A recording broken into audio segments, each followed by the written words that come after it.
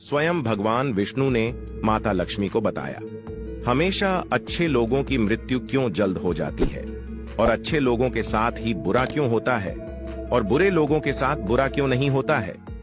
या यूं कह लो कि अच्छे लोग सुखी जीवन क्यों नहीं जी पाते और बुरे लोगों को सुखी जीवन क्यों मिलता है।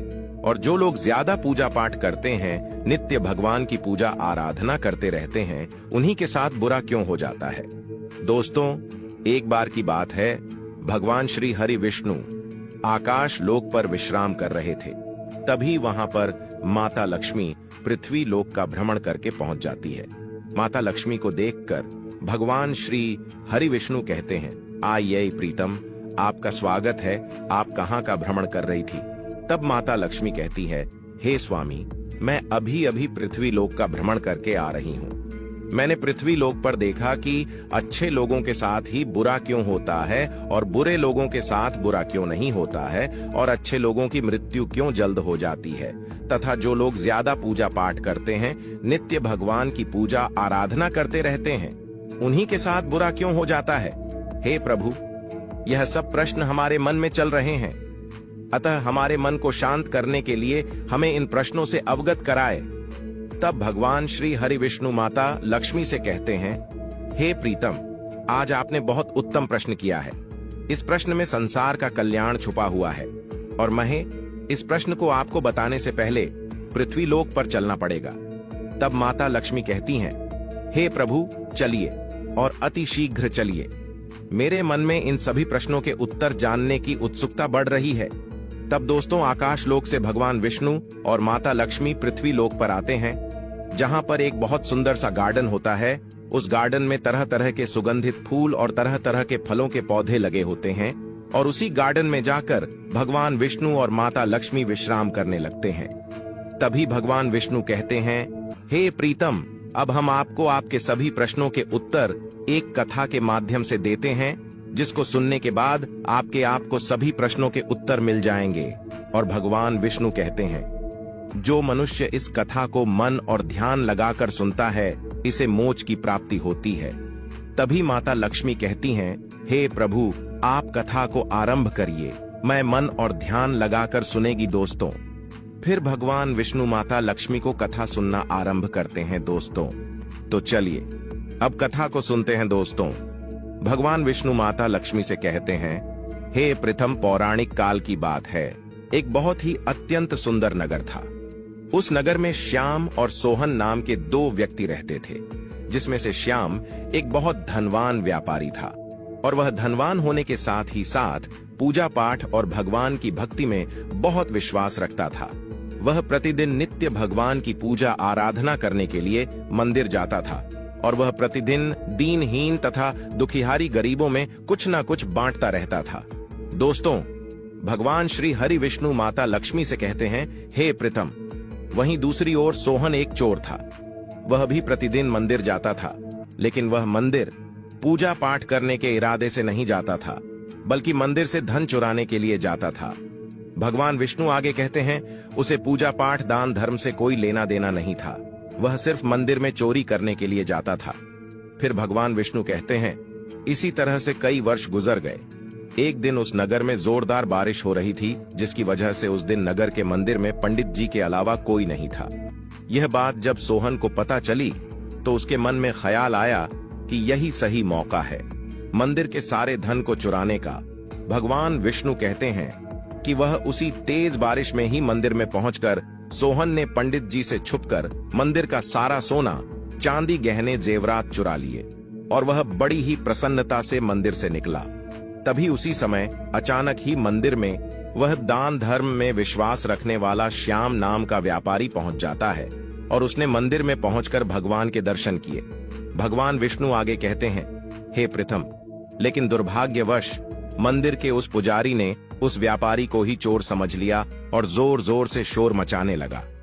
पुजारी के जोर जोर से शोर मचाने की वजह से मंदिर के पास लोगों की भीड़ जमा हो गई और सभी पुजारी की बातों में आकर श्याम नाम के व्यापारी को चोर समझने लगे और उसे अपशब्द कहकर अपमानित करने लगे।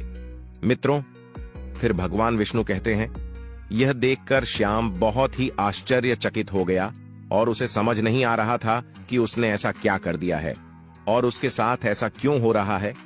भगवान विष्णु माता लक्ष्मी से कहते हैं, फिर वह किसी तरह लोगों से अपनी जान बचाते हुए उस मंदिर के पास से निकला।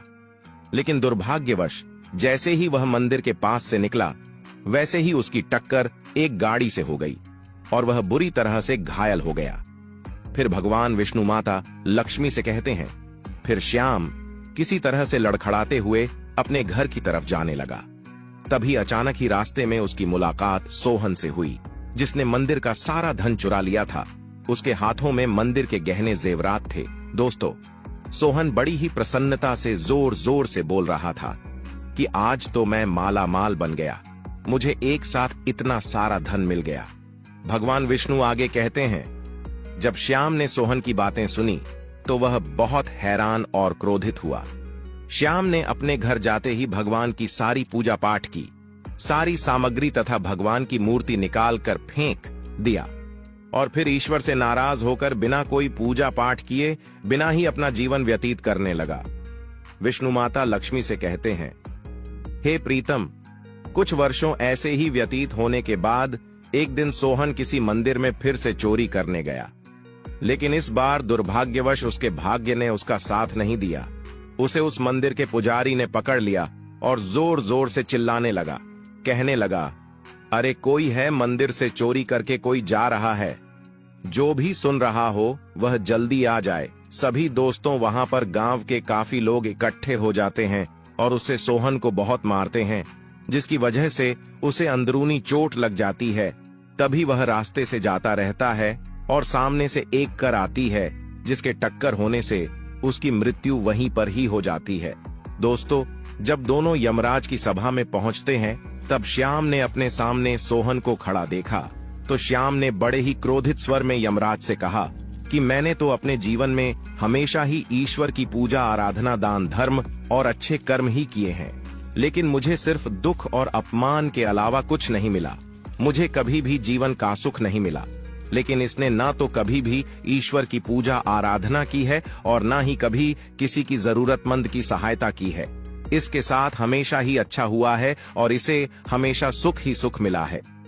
श्याम के ऐसा कहने पर यमराज ने श्याम को बताया कि पुत्र, तुम बहुत ही गलत सोच रहे हो। जिस दिन तुम्हारी टक्कर एक गाड़ी से हो गई थी, वास्तव में उस दिन तुम्हारे जीवन का आखिरी दिन था, लेकिन तुम्हारे किए गए अच्छे कर्मों के कारण ही तुम्हारी मृत्यु एक छोटी सी चोट में परिवर्तित हो गई। और अब मैं तुमको इस दुष्ट व्यक्ति सोहन के बारे में बताता हूँ।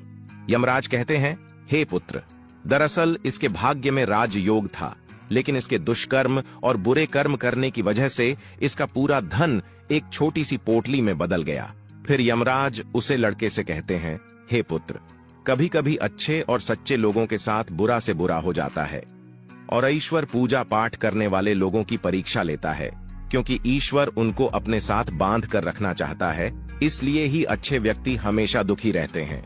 दोस्तों, आगे भगवान विष्णु माता लक्ष्मी से कहते हैं, हे प्रथम, इस कथा सुनने के बाद आपको आपके प्रश्न का उत्तर अवश्य मिल गया होगा।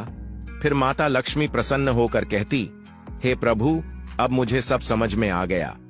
आगे भगवान विष्णु कहते हैं कि लोगों का ऐसा सोचना बिल्कुल गलत है कि ईश्वर आपके अच्छे कर्मों को नहीं देख रहा है।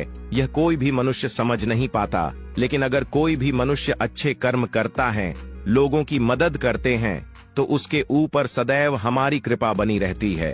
तो दोस्तों, इस कथा से हमें यह सीख मिलती है कि लोगों कभी भी अपने कर्मों को बदलना नहीं चाहिए, क्योंकि आपको आपके कर्मों के हिसाब से ही कर्मों का फल इसी जीवन में मिलता है, लेकिन आपको इसका पता नहीं चल पाता है। इसलिए दोस्तों, हर मनुष्य को हमेशा अपने जीवन में अच्छे कर्म करते रहना चाहिए और फल की चिंता ईश्वर पर छोड़ देना चाहिए। दोस्तों, आशा करते हैं कि ये कथा आप लोगों को अच्छी लगी होगी।